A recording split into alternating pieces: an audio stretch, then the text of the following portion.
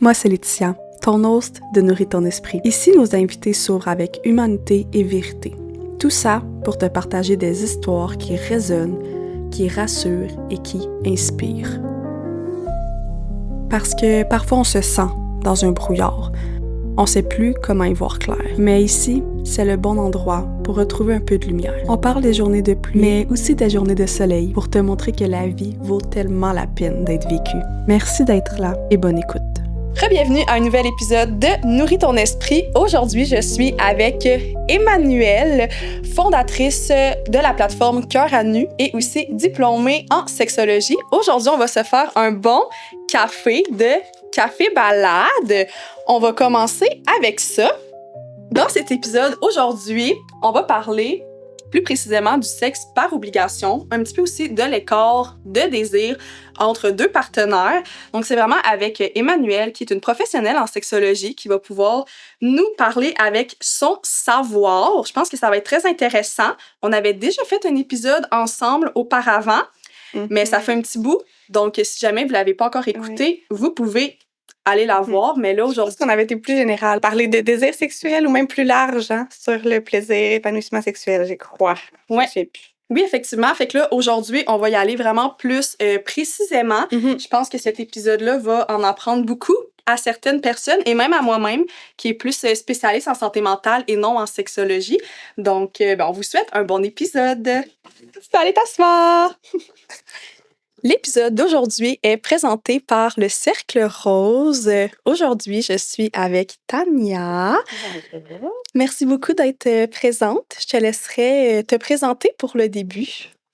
Alors, moi, c'est Tania de Paper Design. Je suis graphiste, ça fait à peu près une vingtaine d'années maintenant. Puis, est-ce que tu veux un petit peu nous parler de qu'est-ce qui a fait en sorte que tu as voulu t'associer avec le Cercle Rose, donc le lien entre leur mission et ta mission à toi aussi? Le Cercle Rose, je vais essayer de le résumer un peu dans mes mots. En fait, tout ce qu'ils font, vraiment, c'est dans le but pour des femmes. Et s'il y a revenu d'une manière ou d'une autre, c'est vraiment dans le but, encore une fois, de le remettre à des femmes dans plusieurs aspects. Exemple, ils ont des petits programmes où est-ce que il y a eu des repas qui ont été donnés pendant un certain laps de temps. Alors, pas besoin de s'occuper du souper, hein, on sait comment ça fonctionne, cette heure-là un peu précise. Il y a ce volet-là, il y a le volet aussi d'ateliers, il y a différents événements planifiés par le Cercle Rose, donc d'amener des femmes, de les sortir probablement un peu de l'isolement et de se regrouper entre eux et d'échanger. Donc, c'est vraiment un support collectif entre femmes. Puis c'est ça qui t'a attiré là, du Cercle Rose? Oui, vraiment, là, c'est tout de suite, ça m'a interpellée. Est-ce qu'il y a quelques ateliers que tu vas donner dans les prochains mois que tu voudrais nous parler avec le Cercle Rose? Au fait, moi, tous les ateliers que je donne, je ne dis pas exactement ce qu'on fait. J'aime ça garder la petite surprise. Alors, je ne vais pas dévoiler exactement ce qu'on fait. Mais il y en a un pour la Saint-Valentin où est-ce qu'on crée un petit quelque chose. Mais c'est très Galentine's. Alors, c'est entre filles, qui s'en vient au mois de mars, si je ne me trompe pas. La date n'est pas encore arrêtée. Où est-ce qu'on... Comment je peux le résumer? Celui-là, sans tout divulguer. Ça tourne autour d'une lettre, si on peut dire. Fait qu'on est beaucoup dans l'esprit là, créatif, un petit peu aussi artistique, un petit peu peut-être réflexion aussi. Oui, au fait, le côté rassembleur, humain, réflexion, il se crée de soi. C'est sûr que le but, c'est de créer quelque chose, mais c'est pas technique. C'est pas comme un cours, je sais pas, de peinture où est-ce qu'on va vous montrer exactement comment faire des fleurs. C'est pas ça du tout. C'est vraiment juste, c'est de se rassembler, de créer quelque chose de cute. On apprend, c'est toujours un peu différent. Puis vraiment, c'est de se rassembler. Parce que quand les mains s'occupent, le reste, je sais pas comment expliquer, j'appelle ça toujours, il y a une petite magie qui se crée. On est dans le moment présent. Puis est-ce que pour terminer, tu voudrais nous dire plus précisément tes services à toi avec ton entreprise si jamais certaines personnes sont intéressées? Alors, avec Private Design, vraiment, c'est la communication visuelle, si je peux bien le résumer. Donc, en étant graphiste depuis des années, je mets cette expérience-là au service de mes clients, que ça soit pour, encore une fois, du branding de l'image de marque de A à Z, une nouvelle ou du revamp. Des fois, ça fait longtemps qu'on traîne une image de marque, on veut évoluer. Que ce soit les sites web aussi personnalisés, des sites web transactionnels ou même juste des landing pages, ça dépend des besoins de chaque client. Et les réseaux sociaux aussi. Donc, vraiment, je me spécialise quand je m'occupe de l'image de marque d'un client, bien, tous ces outils-là se mettent en place. Et c'est ça mon but. Super, bien, un gros merci, Tania. Il va tout avoir les informations là, pour aller te suivre, ainsi que pour suivre le Cercle Rose si les personnes sont intéressées là, à participer aux ateliers et pouvoir te rencontrer en vrai. Merci beaucoup. Merci beaucoup d'être présente aujourd'hui. Merci de l'invitation, la deuxième en plus. Oui, on avait tellement hâte parce que là, on a Ouais. fait la route ensemble. Puis on en parlait dans l'auto, mais on essayait de pas trop aborder le sujet C'est parce ça. que, Pas juste se répéter, mais assez pour inspirer, là. ouais, je pense qu'on est les deux très inspirés. Mais je te laisserai peut-être le temps un petit peu de te présenter, puis présenter aussi les beaux projets, ton entreprise. Oui, ben oui, avec plaisir. Je peux commencer par ça. Il y a aussi tellement de choses qui ont changé depuis le premier épisode qu'on a fait ensemble. Mais moi, c'est Emmanuelle Blouin. J'ai été sexologue pendant quelques années. Je suis sortie de mon ordre assez récemment. Donc, on peut dire que je suis professionnelle en sexologie, diplômée en sexologie, mais je me décris plus souvent comme la fondatrice de la plateforme Cœur à nu parce que j'ai lancé mon entreprise l'année dernière avec des services en sexologie. Et entre autres, j'offre un accompagnement qui est disponible sur une application mobile. Moi, je me concentre surtout sur tous les enjeux de désir sexuel. Donc, c'est une plateforme qui vise à réactiver le désir, entre autres pour les couples à long terme, les personnes qui sont dans des relations long terme, pour qui le désir s'est un petit peu perdu à travers des années ou qui sont pris dans les corps de libido, un peu comme on va aborder aujourd'hui. Donc, à travers toutes les pratiques, les invités, les ateliers, le contenu, vraiment tout est regroupé sur la plateforme là, pour donner les ressources puis le soutien, surtout avec la communauté là, pour réactiver le désir. Oui, Fait que si je peux résumer, ouais, ça serait pas mal ça. je vais pouvoir mettre toutes les infos là, pour aller te suivre puis aussi aller voir ta plateforme pour les personnes si jamais ça leur intéresse après notre épisode Oui. ensemble parce Ouais. que c'est ça, il y a quand même des sujets qu'on va aborder aujourd'hui que tu abordes aussi là, sur ta plateforme. Ouais, ben oui, en effet. Puis je suis surtout présente sur Instagram. Fait que si les gens veulent avoir accès à plus de contenu, puis sinon, je mettrai aussi le formulaire là, si les gens veulent plus de services, plus de soutien, qu'on prenne le temps de regarder ça ensemble. Je prends le temps de lire les réponses puis revenir personnellement. Fait que je pourrais te donner le lien. Parfait. C'est super. Ben, comme j'ai dit dans notre introduction, aujourd'hui, on veut parler précisément de l'obligation de la sexualité. Souvent que certaines personnes vont se sentir obligées d'avoir une sexualité. Puis notre idée est venue d'une vidéo là, que tu as publiée sur TikTok parlant... ben, en fait, je te laisserai la résumer. Je pense que ça va être plus simple vu que c'est toi qui le fais. Ouais. Ben, en fait, il y a tellement d'angles, tellement de choses que j'aurais à dire en lien avec ça, mais c'est une discussion que j'ai eue beaucoup dans les dernières semaines qui a amené beaucoup de controverses ou de réactions, si je peux dire. Puis je réagissais dans une vidéo dans laquelle on sous-entendait un peu que la sexualité, c'était un besoin biologique, si je peux dire. Les commentaires qui en découlaient, c'était un peu ça, de dire que ben, c'est normal d'avoir des besoins, qui résumaient beaucoup la sexualité comme si c'était une simple pulsion, si on peut dire, puis qui disait que c'était normal d'avoir un écart de libido dans le couple, mais que la personne qui avait plus de désir avait juste à aller se masturber finalement quand elle avait envie, puis l'autre n'était pas disponible. Puis au fond, la vidéo, il y avait un des messages principaux qui était que personne ne devrait se forcer à avoir de la sexualité, ce qui est ce dont on va parler aujourd'hui, puis ce qui est vraiment la base. Mais il y a tellement de nuances à travers tout ça aussi. Puis je pense que le fait de penser que la sexualité, de passer le message comme quoi que l'autre personne a des besoins, puis c'est normal, puis que comme partenaire, on a la responsabilité d'y répondre. Comme un legs un peu du devoir conjugal à travers tout ça, qui amène beaucoup de monde à se forcer, puis qui a tellement d'impact sur la sexualité. Là. Fait que, ouais, il y a tellement de choses à dire Oui. avec ça. Ben, je pense qu'on peut commencer par aussi le fait que quand on en discutait ensemble, le terme sexualité, tu sais, qu'est-ce que ça veut dire pour la personne, sexualité? Parce que si on pense à seulement pénétration ou vraiment l'acte sexuel, puis là, on s'entend que quand je dis le mot pénétration, c'est beaucoup très hétéro, là. Mais tu sais, si on pense seulement à on est dans le lit puis on a un acte sexuel, on s'entend que on laisse pas beaucoup de place à autre chose. Puis c'est ça que j'avais aussi envie de t'entendre parler par rapport à ça. Oui, parce que en fait, ce qui arrive, c'est que souvent, dans les relations à long terme, la sexualité va devenir assez routinière puis beaucoup génitalisée. T'sais. Fait que peu importe les couples hétéros ou non, mais je pense qu'en effet, on le voit peut-être un petit peu plus dans les couples hétéros parce qu'on a plus eu les modèles de la pornographie, on a plus eu les modèles des films, tandis que des fois, dans la sexualité plus queer ou autre, ben ils ont un peu, on en parlait justement dans Apérosexo avec Rosie, mais ils ont un peu plus eu à définir leur propre sexualité. Fait que des fois, ils ont moins ces modèles-là, tandis que, entre autres, dans les couples hétéros, dans les relations à long terme, la sexualité devient facilement très routinière puis très génitalisée. Fait qu'on va voir souvent un ordre, là, je l'illustre comme l'escalier, là, mais on s'embrasse un petit peu, rapidement, on passe au préliminaire dans le but d'arriver à la pénétration puis à l'orgasme. Puis c'est comme toujours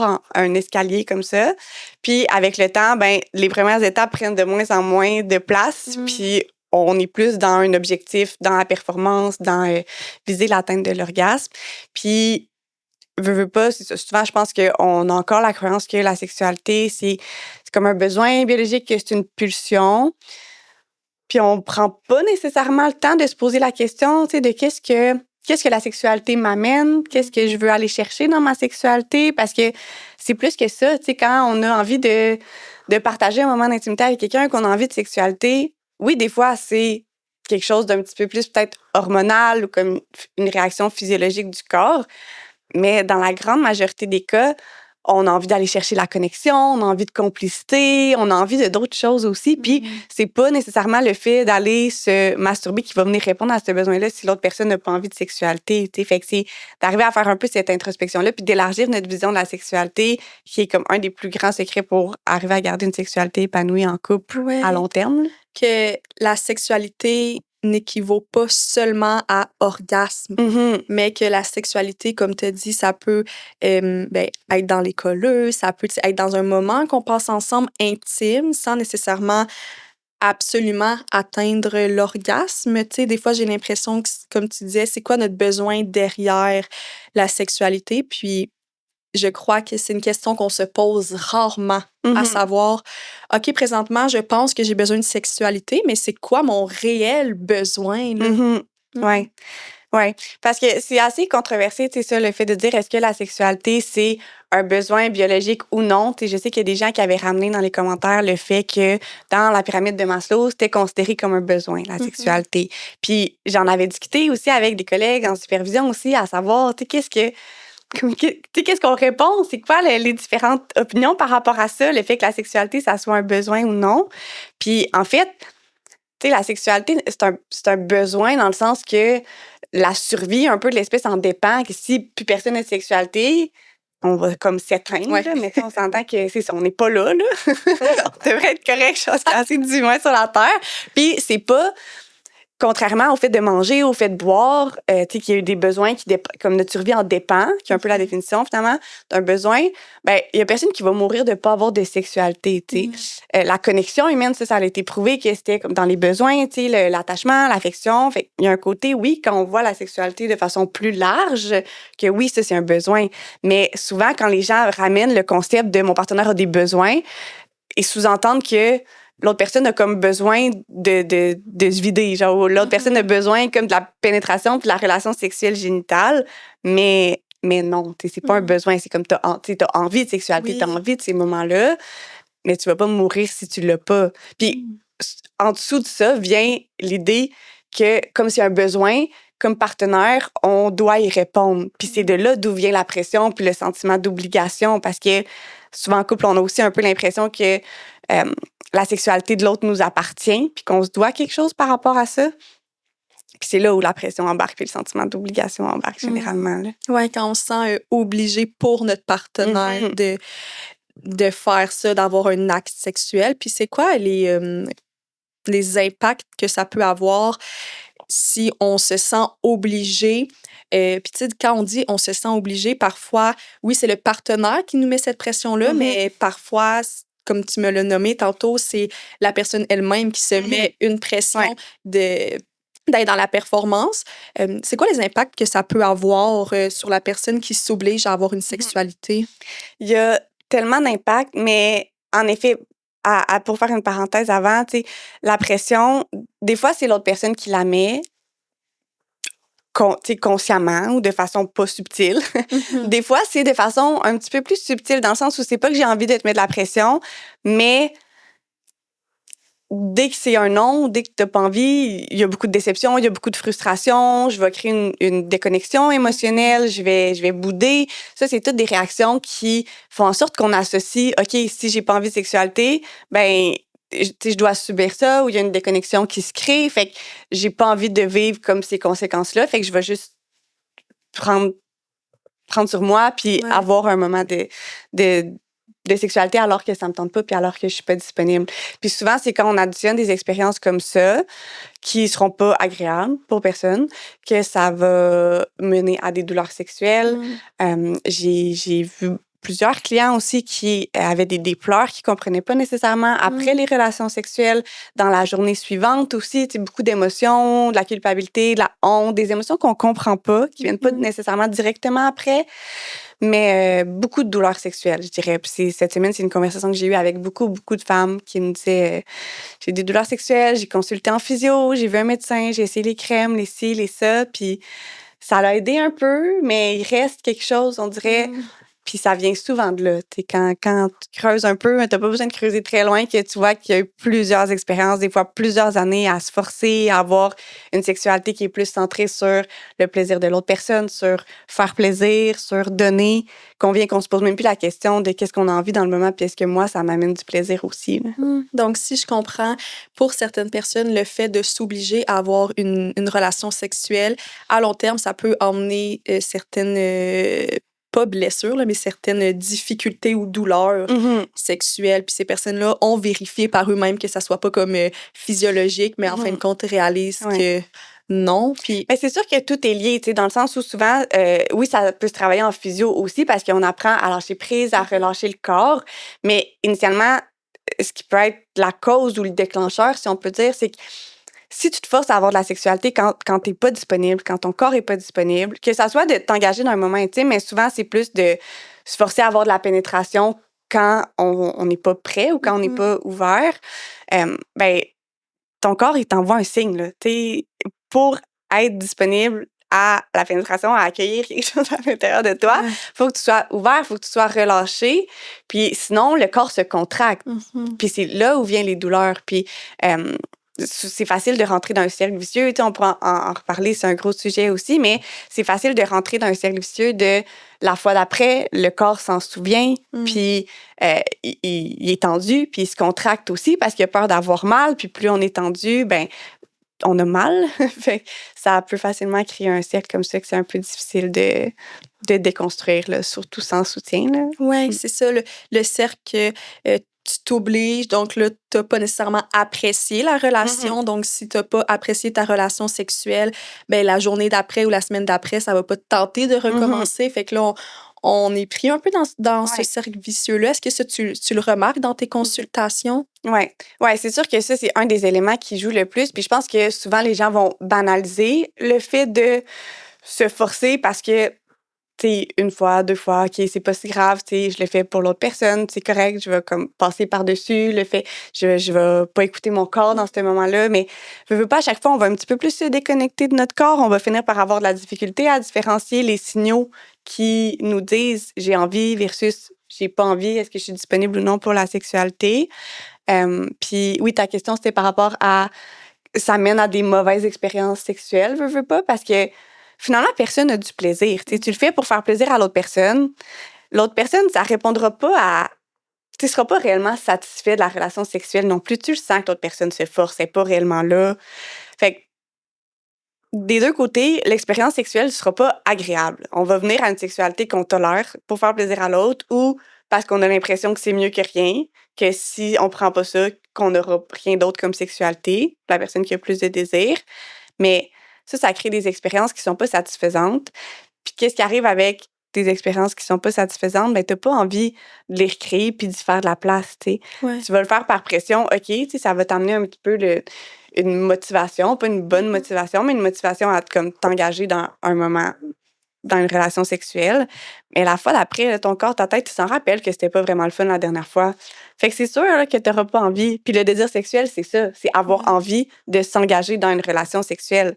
Fait que la base, c'est d'avoir vraiment du plaisir, tu sais, puis d'avoir des relations comme qui te nourrissent puis qui sont alignées à ce que tu as envie sur le moment. Là. Ouais, je trouve ça intéressant que tu parles du fait que la personne qui va s'obliger et la personne qui va comme pas recevoir, là, je sais pas comment le dire, mais la personne que, mettons, ça lui tentait, puis que son partenaire s'oblige, mais la personne qui va, là, je vais dire recevoir, là, mais c'est vraiment pas ça le bon terme, mais elle non plus, elle va pas, elle va pas nécessairement aimer à 100% parce qu'elle va ressentir que l'autre s'oblige. Donc là, c'est comme si on tombe dans un autre cercle vicieux que les deux partenaires sont pas nécessairement satisfaits de leur relation sexuelle. Là. C'est exactement ça. Puis ça vient souvent creuser l'écart de désir à ce niveau-là.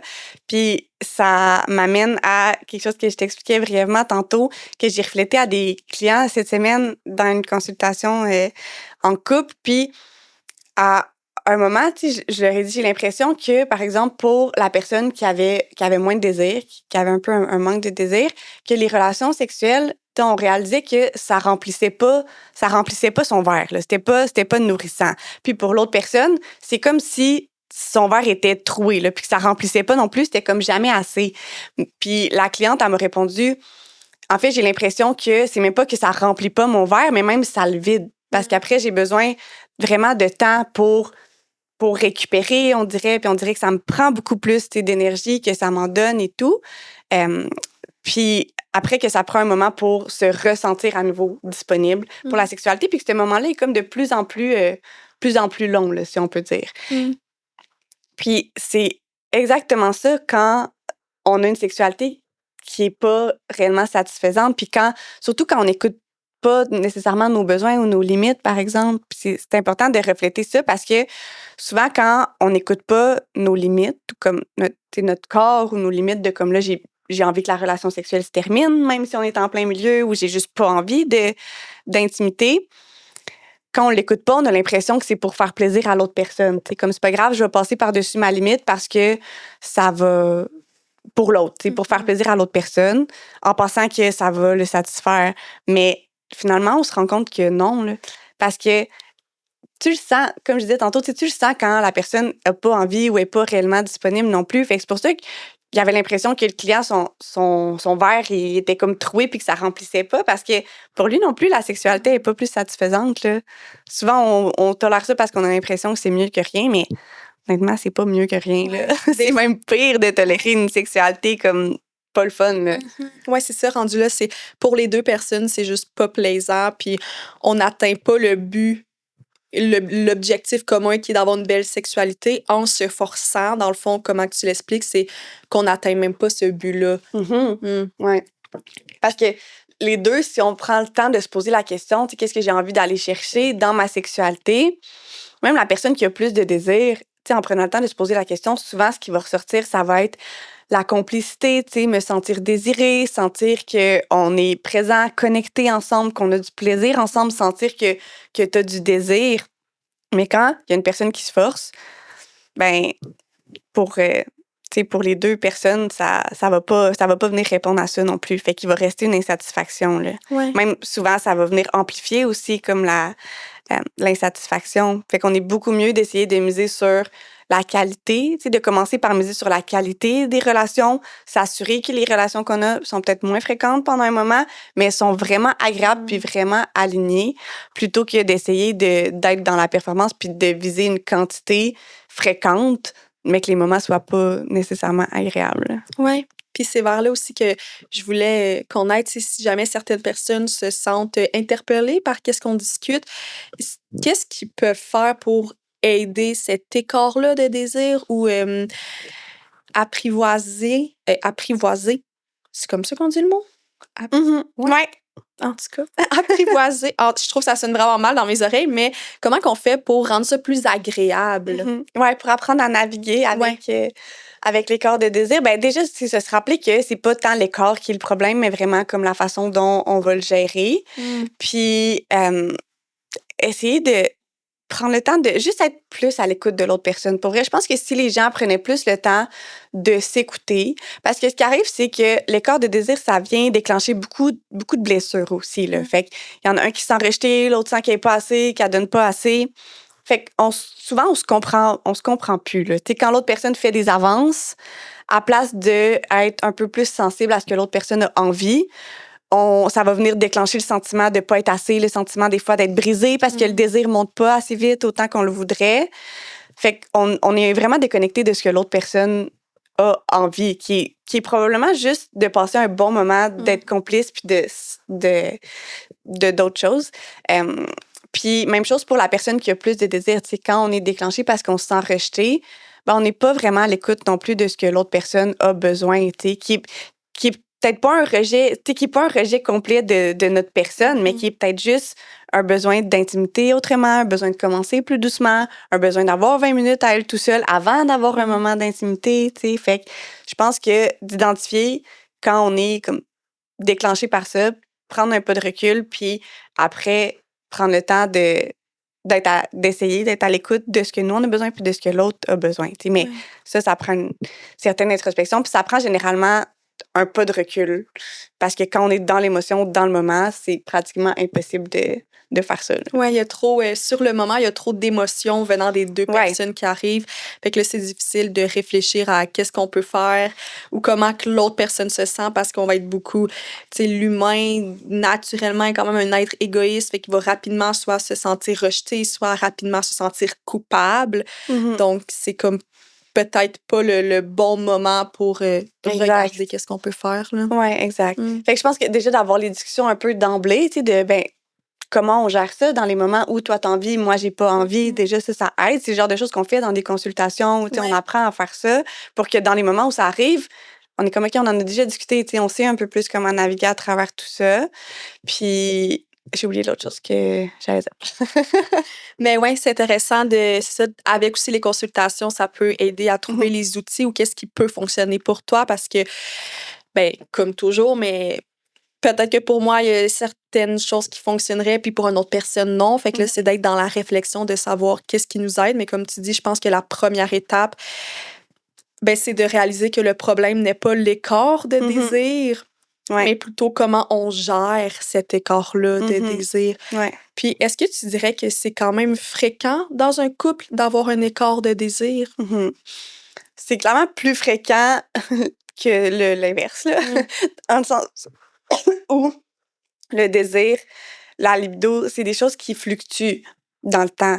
Fait que même si on dit « trouve quelqu'un qui a la même libido que toi », en général, au début, les couples, ils n'ont pas de problème, là. Tu sais, ça se développe avec le temps parce qu'on n'a pas nécessairement appris à nourrir le désir, à le stimuler.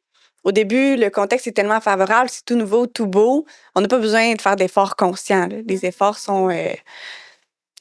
comme il y a des efforts qui sont là, il y a beaucoup de choses qui sont mises en place. Il y a beaucoup de choses qui sont présentes qui font que le désir est plus présent.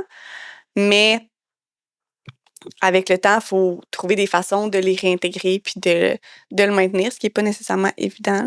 Oui, c'est comme si l'environnement est plus favorable et plus facile dans un début de relation. Puis ça l'aide à avoir un moins grand écart de désir comparativement à quand ça fait longtemps que tu es dans la même relation. C'est plus là que ça va apparaître. Oui, puis parce que souvent, les dynamiques, comme on disait tantôt, ben ils vont entrer en ligne de compte puis ils vont venir faire en sorte que l'écart de désir va se creuser aussi. Fait que c'est souvent ça qui arrive. Puis c'est normal d'avoir finalement des différences, écarts de désir, mais c'est d'apprendre, parce qu'il va toujours avoir des moments où ça va fluctuer, où ça va être moins présent, mais c'est d'apprendre à naviguer à travers tout ça, parce que, comme ce qu'on disait tantôt, quand une personne se sent coupable, une personne se sent rejetée, quand c'est inconfortable, le réflexe humain, ça va être d'aller vers l'évitement. Puis c'est souvent ça qui se présente. Des deux côtés, on va se mettre à éviter. On va se mettre à éviter d'initier parce que c'est pas le fun de se faire rejeter. On va se mettre à éviter toutes les formes de rapprochement parce que ça nous met une pression, parce qu'on a l'impression qu'il faut que ça aille plus loin, parce qu'on a peur de se sentir coupable, de décevoir. Fait qu'on va éviter tous les risques d'être inconfortable en général, même si c'est pas conscient. Puis c'est là où le désir finit par s'éteindre parce qu'il est plus nourri, tu sais. Ouais. Ah, mais je trouve ça intéressant d'ajouter le point de l'évitement. C'est comme si c'est un mécanisme de défense qu'on va avoir. Puis ça, c'est dans plusieurs contextes, là. Ouais. Dans la sexualité aussi, on dirait que j'avais jamais réellement réfléchi à ça, mais que l'évitement, c'est un mécanisme qu'on va avoir. Puis là, ça fait juste en sorte que si deux personnes évitent, ben les deux personnes vont s'éloigner, tu sais. Exact, ouais. Ouais, c'est là où ça embarque. Si on s'éloigne, on est moins connecté. Ben, c'est sûr que le désir, il va être de moins en moins présent. Puis aussi, ce qui arrive, c'est que quand on évite quelque chose, souvent, la sexualité devient un stresseur, par exemple, pour la personne qui a moins de désir. Mais plus tu vas éviter tout ce qui est associé, tous les rapprochements, tout ça, ben, plus ça va être associé à du stress. Donc, plus quand ça va se présenter, ça va être un turn-off, puis ton corps va se bloquer plutôt que de s'ouvrir, tu sais. Puis ça revient un peu à la pyramide que j'expliquais tantôt. Si ça se passe toujours dans le même ordre, de la même façon, si t'as pas envie de sexualité, puis que toutes les caresses, tous les touchés sont associés, parce que normalement, ils mènent toujours à ça, ben, tu vas te mettre aussi à éviter toutes les touchés, tout ce qui pourrait mener à. Puis ça va devenir de plus en plus, tu sais, une source de stress. Fait que souvent, les gens y arrivent puis ils se demandent, je comprends pas pourquoi tout ce qui était un turn-on avant, maintenant, ça me bloque. Tu sais, avant, ça m'excitait de me faire donner des bisous dans le cou. Maintenant, je sens que mon corps se fige. Mais ça revient un peu à ça. Tu sais, la sexualité devient tellement source de pression, d'obligation, de stress que le corps, il essaie juste de se protéger, là. Ouais, c'est comme si, c'est ça que tu dis, là, vraiment, à chaque fois que les deux personnes avaient une sexualité, il allait toujours avoir les mêmes gestes. Et si la personne sentait qu'elle s'obligeait, elle sentait pas qu'elle avait envie, ben, elle va associer les gestes qu'elle va recevoir de son partenaire à la sexualité. Puis pour elle, la sexualité, sur le moment, équivaut à comme pas de plaisir ou une obligation. Donc, Ou des douleurs, tu sais, un peu comme on disait tantôt, ou un conflit quand finalement, dans le milieu, ça te tente plus, puis tu changes d'idée, là, ça mène à un conflit, l'autre est déçu. Tu sais, si c'est ça qui se passe à chaque fois, ben, c'est sûr qu'après, t'as juste envie de l'éviter, là. Fait que c'est même rendu que juste au quotidien, des gestes d'affection peuvent créer aussi cette barrière-là ou même cette distance-là, puis qu'un couple... puis tu sais, je pense qu'on peut tout avoir des idées de ça, ou même dans des films, dans des émissions, tu sais, un couple, ça fait longtemps qu'ils sont ensemble, qui ont plus non plus de petits gestes affectueux de tous les jours, là. Ouais. C'est ces gestes-là qui permettent de maintenir, tu sais, la connexion, un contexte favorable, qui crée un petit build-up pour le désir, qui fait en sorte que dans des moments plus propices, ben, il y a déjà une certaine tension, accumulation, on est plus connecté, on est plus disponible. Puis à l'inverse, pour la personne qui, des fois, a plus de désir, c'est souvent le fait d'initier, tu sais, qui est rendu un peu le stresseur ou éviter. Souvent, la personne va me nommer qu'elle ne sait plus comment faire, elle ne sait plus comment approcher l'autre, elle a l'impression de marcher sur des œufs, elle ne veut pas mettre de la pression. Fait que là aussi, tu sais, on est beaucoup dans l'évitement, tout devient comme associé un peu à... Tout devient une source de stress, puis c'est difficile de reprendre ça puis de reconnecter à ce moment-là. C'est souvent là où les couples viennent consulter. Puis souvent, je pense qu'on attend que ça soit un point de crise là, avant d'aller consulter, là. Ouais. Fait que tu conseilles quand même aux personnes... Est-ce que... En fait, je vais... À la place de dire une affirmation, je vais te poser une question, mais est-ce que tu conseilles à un couple que présentement, ils n'ont pas nécessairement d'écart de désir, de quand même s'informer par rapport à ça ou consulter par rapport à ça? Ben, je pense que la majorité des couples ont... Tu sais, parce que dans le fond, même si tu n'as pas nécessairement un écart important de désir, à moins que tu sois vraiment facilement turn-on, tu sais, que ça soit comme très sensible pour toi, il va toujours avoir des moments, puis même là, il va toujours avoir des moments où tu vas avoir envie, l'autre personne n'aura pas envie. Que ça soit une question d'écart ou que ça soit juste des fois que t'es pas timé ou que c'est pas le bon contexte pour un alors que pour l'autre, oui, tu sais. Puis je pense que pour les gens pour qui c'est pas un problème, c'est probablement parce qu'ils ont appris à naviguer puis recevoir le refus puis sans rentrer dans l'évitement ou parce que c'est le début, fait que là, après, tu sais, ça fait pas encore très longtemps qu'ils se sont pas fait rejeter trop souvent, fait que c'est encore correct, ou ils ont pas refusé les avances trop souvent, fait que là, ça prend pas encore trop de place. Mais quand on sent que les frustrations, la culpabilité, toutes les émotions associées commencent à prendre la place, tu sais, je pense que de faire un petit travail là, pour apprendre à naviguer à travers tout ça, puis c'est nécessaire. Tu sais, c'est pas obligé d'être des consultations, mais ça peut être juste des discussions ouvertes, des couples qui arrivent plus facilement à en avoir que d'autres. Puis quand c'est plus difficile, ça peut être d'aller chercher un soutien supplémentaire pour avoir ces discussions-là ou pour apprendre à naviguer à travers tout ça. Puis c'est un peu ça qu'on fait aussi dans mon accompagnement. On commence par juste éliminer la pression, premièrement, là, voir d'où ça vient, comme toutes les croyances qui sont associées, puis faire un petit reset. Là, puis après, on ramène comme la connexion, apprendre à naviguer à travers les corps de désir, apprendre juste à reconnecter, réactiver le désir, mais étape par étape. Là. Ouais, fait que c'est ça, puis comme tu dis, même s'il n'y a pas nécessairement un écart de désir au quotidien, ben il peut quand même se passer plein d'impondérables dans notre vie, puis ça fait en sorte que, hey, je suis brûlée à soir, là, puis ton partenaire, mais il est pas brûlé parce que il était en congé, tu sais, fait que de savoir comment qu'on réagit dans des situations comme ça, là. Oui, exact.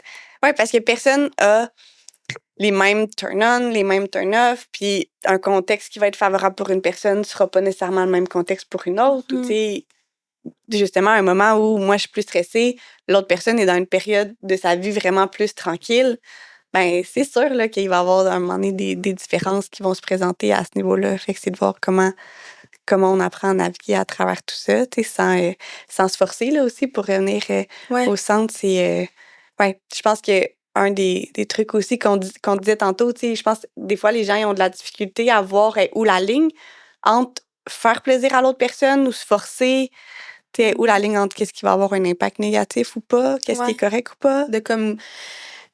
On dirait, j'ai comme l'exemple de quelqu'un qui dit « Ah, j'ai envie, mais je sais pas trop. » Fait que là, tu sais, je veux peut-être m'exciter, mais là, savoir est-ce que je m'excite, ça va faire en sorte que je vais m'obliger parce que j'étais pas certaine au début. Fait que, tu sais, qu'est-ce que t'en penses de ça? Bien, un des éléments centraux là, à travers tout ça, c'est déjà, il faut avoir la possibilité de changer d'idée en cours de route, tu sais, que ça soit établi, parce que sinon, je pense que ça met tellement une grosse pression.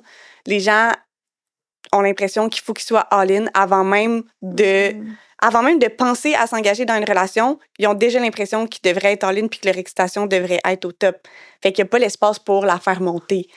Fait que déjà, quand c'est établi que on peut essayer d'écrire le mot, de voir si le désir vient, l'excitation monte, mais si ça vient pas ou si ça ne tente plus, après 5 minutes, ben on arrête. Déjà, ça enlève une énorme pression, là. Puis après, l'autre chose, ben, c'est de se demander si je ressens pas, tu sais, spontanément du désir en ce moment, ou si je suis pas certaine, pourquoi je le ferais, tu sais, comme c'est quoi un peu la motivation en arrière. Ouais, de voir est-ce qu'en fin de compte, tu as juste plus besoin de coller ton partenaire, là, ou en fin de compte, tu as besoin d'intimité. Puis, tu sais, dans l'intimité, on en parlait tantôt, mais des fois, c'est des discussions intimes, tu sais, c'est pas seulement la sexualité, l'acte sexuel, là. Ouais, exact. Ben, il y a ça aussi, mais il y a aussi le, tu sais, est-ce que si tu t'engageais en ce moment puis que tu commençais à essayer de créer le mode ou t'embarquer dans un moment d'intimité, est-ce que ça serait parce que t'as peur que ça amène un conflit? Est-ce que ça serait parce que ça fait longtemps puis t'as un petit calendrier qui te tient dans ta tête?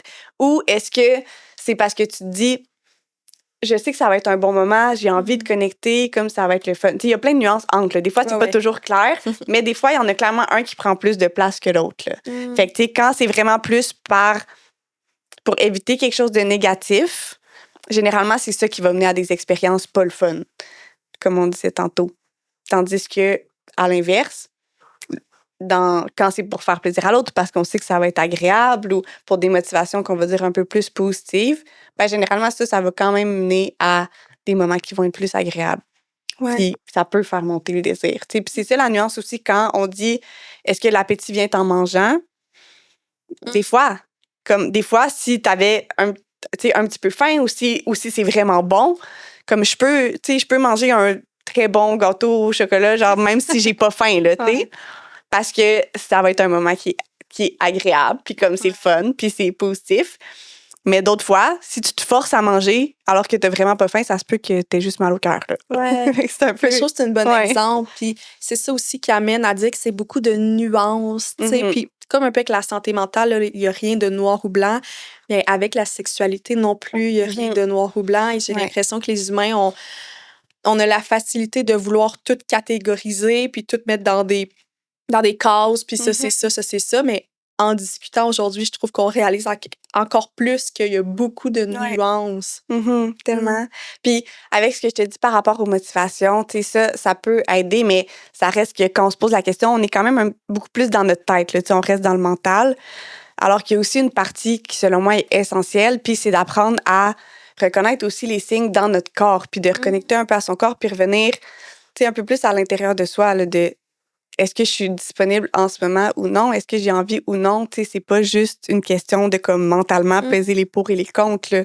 Il y a aussi une partie où on peut apprendre à écouter plus les signaux de notre corps qui nous dit s'il est disponible ou pas, là. Ouais, surtout parce que la sexualité, veut pas, tu utilises ton corps. Donc, Mhm. si on est seulement dans notre tête, puis on est juste comme, OK, est-ce que je suis fatiguée? Est-ce que. Mais là, Mhm. on est juste trop dans le mental, là, on tombe Ouais. pas dans comment qu'on se sent physiquement. Ouais, exact. Mm. Mm. Est-ce que tu as l'impression qu'on n'a pas ce réflexe-là d'écouter notre corps? Ben, je sais pas toi aussi c'est quoi ton opinion, ce que tu observes, mais moi 100%, là, je pense qu'on nous apprend pas assez à être à l'écoute de notre corps. Puis je pense que la place que les douleurs sexuelles prennent est un excellent exemple. Tu sais, qu'on essaie d'aller patcher ça avec une petite crème ou un lubrifiant, alors que clairement que ça fait des années que tu n'as pas de plaisir dans ta sexualité ou plusieurs expériences, puis que c'est juste un signal de ton corps, ça nous montre vraiment que, tu sais, puis il y avait une sexothérapeute en France, là, j'oublie le nom, mais qui disait que les femmes viennent la consulter en consultation, finalement, parce qu'ils se sentent brisés, puis parce qu'ils ont des douleurs sexuelles ou autres symptômes, puis ils veulent juste être réparés pour pouvoir continuer à se forcer, tu sais, pour leur mari, mettons, ou pour leur conjoint. Mais, tu sais, ton corps fait juste comme t'envoyer des signes là, que t'écoutes pas depuis des années. Là. Ouais. Fait que oui, le lubrifiant va mettre un petit pansement là-dessus ou des crèmes, mais Ça va pas. c'est plus profond. Là. Ouais, c'est ça. C'est comme tu dis, on va juste mettre un plaster, mais on va pas réparer qu'est-ce qui se passe, là. Mhm. Mm.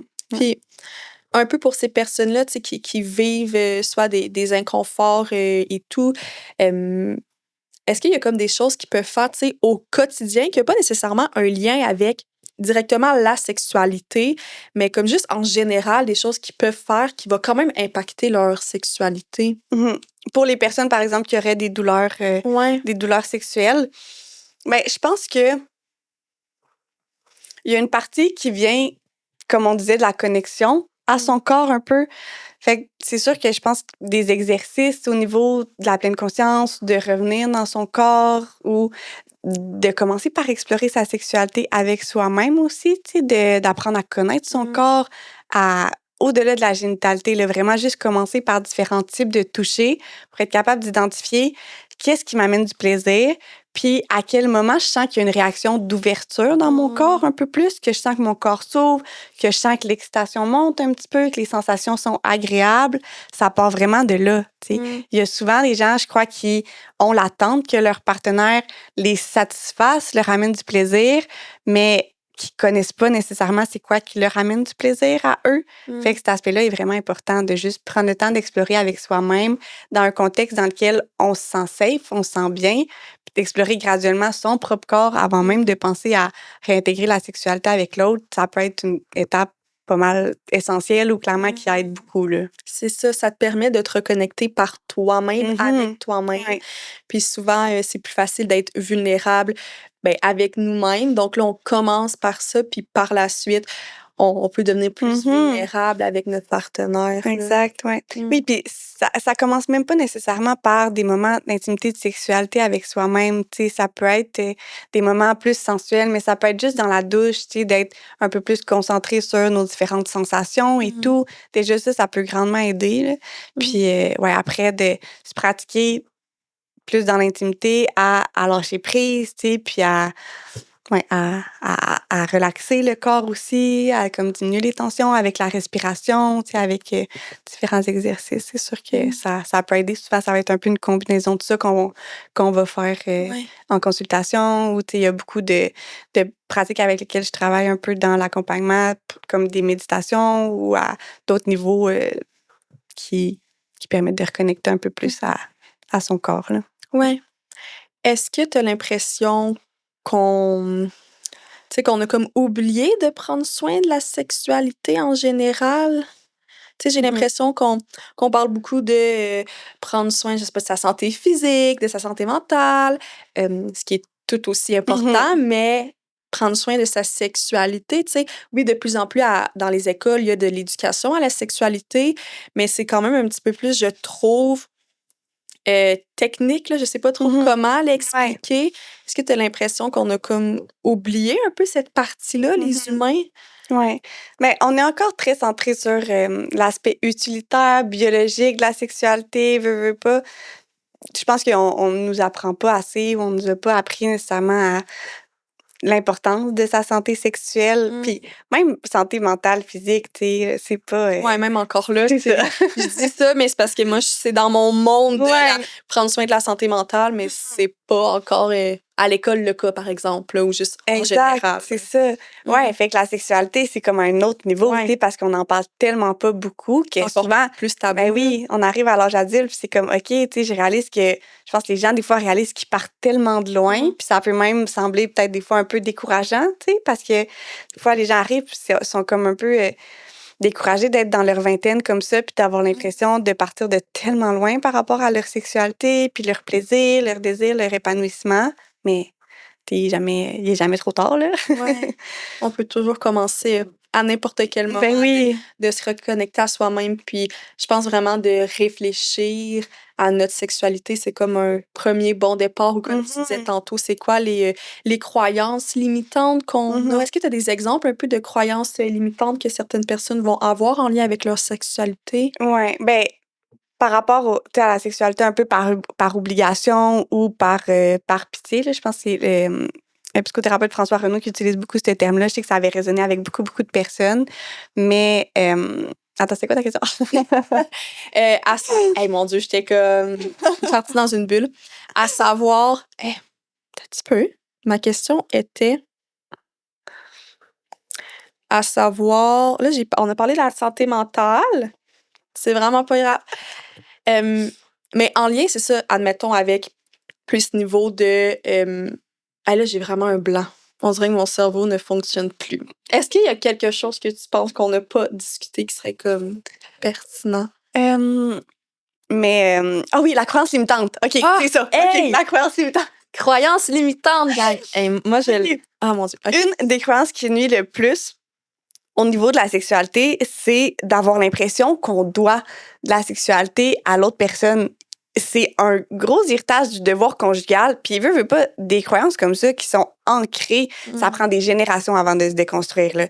Fait qu'on pense que c'est loin derrière nous, mais ça fait une couple d'années là, que c'est plus comme dans les lois, que le viol à l'intérieur d'une relation de couple est reconnu, tu sais, pour pousser ça un peu, mais... juste dans le temps, tu sais, moi, mes grands-parents, le prêtre allait à la maison, cognait pour dire comme, OK, là, est-ce que Madame Duval, vous êtes enceinte? Est-ce que vous prévoyez? Tu sais, c'est comme, tu te fais obliger. Mais exact, fait que le plaisir, ça fait pas si longtemps qu'on parle de l'importance de mettre ça au centre de la sexualité. Il y a une couple d'années, là, la sexualité, c'était la reproduction, puis c'est tout. Fait que c'est sûr que d'essayer d'élargir la vision de la sexualité au-delà de la pénétration, ben c'est un gros processus aussi. Pour beaucoup de personnes, c'est comme inconcevable, là. C'est vraiment genre sexualité, pénétration, éjaculation. Le plaisir féminin, il prend de plus en plus de place, mais il a été réprimé puis non considéré pendant des années.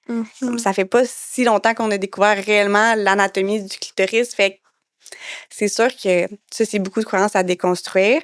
Fait que le fait aussi d'avoir l'impression que les relations sexuelles doivent être centrées sur le plaisir de l'autre personne, de toujours être dans donner, donner, donner. Il y a beaucoup de gens qui ont de la difficulté à recevoir le plaisir dans la sexualité. Puis ça nuit énormément aussi. Parce qu'à un moment donné, au début des relations, je pense que souvent, ça va être une motivation suffisante parce que ça te valorise, parce que tu te sens désiré par ça, puis ça te valorise la sexualité avec l'autre personne quand t'es dans le donner, mais à un moment donné, ton verre est vide, là. Fait qu'il faut que tu trouves des moyens de construire une sexualité qui remplit aussi ton verre. Puis c'est là, souvent, où il y a aussi un certain clash quand t'as jamais appris qu'est-ce qui t'amenait du plaisir, là. J'imagine aussi si certaines dynamiques se sont construites dans la relation, ben c'est comme plus difficile de les défaire, ces dynamiques-là. Là. Tu sais, si dès le début de ta relation, toi, tu donnais toujours, puis ton partenaire était plus celui à recevoir. Ben souvent, on va s'habituer à ça, puis la personne qui va toujours recevoir va être habituée, donc va juste continuer dans cette dynamique-là. Fait que là, ça peut, comme, à long terme, j'ai l'impression, accentuer un peu, là. Oui, 100%, c'est certain. Puis il y a aussi d'autres croyances par rapport aux hommes, par exemple, tu sais, le fait de penser que l'homme doit toujours être disponible pour la sexualité, c'est ça aussi, ça nuit, là, c'est un gros stéréotype, puis ça peut faire en sorte que des fois, l'autre partenaire a l'impression, quand il y a un écart de désir ou autre, tu as l'impression que l'autre personne a toujours envie de toute façon, fait que j'ai pas réellement à mettre d'efforts dans la séduction pour stimuler le désir parce qu'il y a toujours envie. Mais en même temps, souvent, ça vient créer un clash parce que l'autre personne a envie de se sentir désirée.